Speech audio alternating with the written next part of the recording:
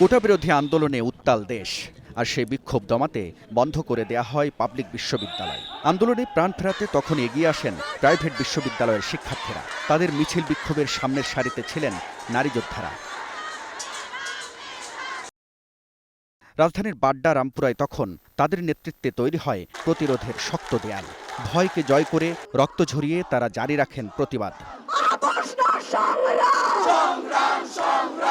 চূড়ান্ত আঘাতে স্বৈরাচারী সরকারের পতন হলেও খুব সহজ ছিল না সেই দিনগুলো। সবার চোখে মুখে একটা আতঙ্ক ছিল। এখানে টিয়ার শেল গ্যাস ছুড়ে মেরেছিল। দেন দেখা যাচ্ছে যে অনেক সময় অনেক পানি পিপাসা ছিল, কেউ খায়নি। মানে সবার মধ্যে একটা ভীতিকর অবস্থা, মানে সবার মধ্যে একটা মরে যাওয়ার একটা ভয় ছিল। আমি হয়তো এখনই মরতে পারি, এই ধরনের একটা ভয় ছিল। আমি ভিডিও ফুটেজ কালেক্ট করতাম বাসায় যখন ছিলাম আর কি। ওই টাইমগুলোতে তখন দেখা যেত যে তারা তাক করে আমাকেও গুলি করার চেষ্টা করছে, সেটা দেয়াল ঘেঁষে গেছে। তো আমার তো ঘরের মধ্যেই ভীতি ছিল, আর বাইরের কথা কি বলবো। আমি জানতাম আমি আজকে বের হচ্ছি, আমি ব্যাক করবো নাকি সেটা আমি জানতাম না। সে আন্দোলনে এই নারীদের কেউ পরিবারকে ফাঁকি দিয়ে, কেউ ক্লাসের কথা বলে আবার রাজপথে নেমেছিলেন নির্ভীক ঘোষণা দিয়েই। করেননি জীবনের পরোয়া, সামনে এগিয়ে গেছেন মুখে স্লোগান নিয়ে। এখানে নারীরা মার খাচ্ছে, ওইখানে আমরা নারীরা ঘরে বসে চুরি করে নাচবো, তা তো হয় না, আমাদের নামতে হবে।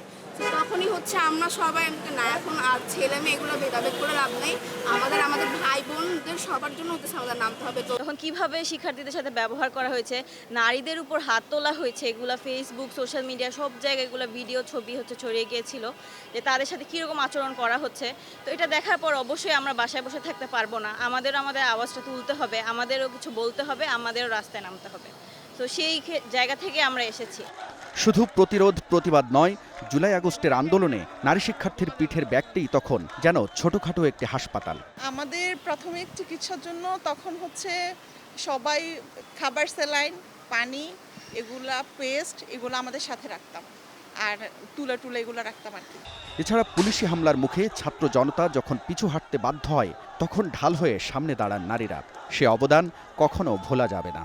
পুলিশ আমাদেরকে মারতো বা হচ্ছে আমাদেরকে গ্রেফতার করতে আসছে, লাঠিচার্জ করতেছে, তখন হচ্ছে এই মেয়েরাই ফ্রন্ট লাইনে দাঁড়াইতো। আমাদের যখন থানায় ধরে নিয়ে যেত বা পুলিশে ধরে নিয়ে যেত, তখন দেখা যেত নারী শিক্ষার্থীরা আমাদেরকে জড়ায় ধরা বলছে, আমার ভাইকে কই নিয়ে যাচ্ছেন, ওকে নিয়ে যেতে আমাকে নিয়ে যেতে হবে। আমরা যখন টিয়ার সেল বা স্প্রিন্টার খেয়ে পিছনের দিকে চলে আসতাম, তখন নারী শিক্ষার্থীরা আমাদেরকে পেশ দিত, আমাদের মুখে খুবই অনেকে মারাত্মকভাবে আহত হয়ে যেত, বিভিন্ন জায়গায় কাটা ছেঁড়া এবং রক্ত বের হয়ে যেত। তারা কিন্তু দ্রুত যে ফার্স্ট এইডগুলো আছে আমাদের, এগুলো সব দিয়েও তারা সাহায্য করত। তবে যে লক্ষ্য সামনে রেখে বুকের রক্ত ঝরিয়েছেন তারা, কতটা পূরণ হয়েছে সেই প্রত্যাশা? আমরা যখন কোলাস করি না, এই যে মানে জুলাইতে তাদের চেহারা আর এখন আমরা না চিনতে পারি না। আমরা যে জুলাই চেয়েছিলাম সেই জুলাই নেই, আমাদের জুলাইয়ের দাবি ছিল এক দফা এক দাবি।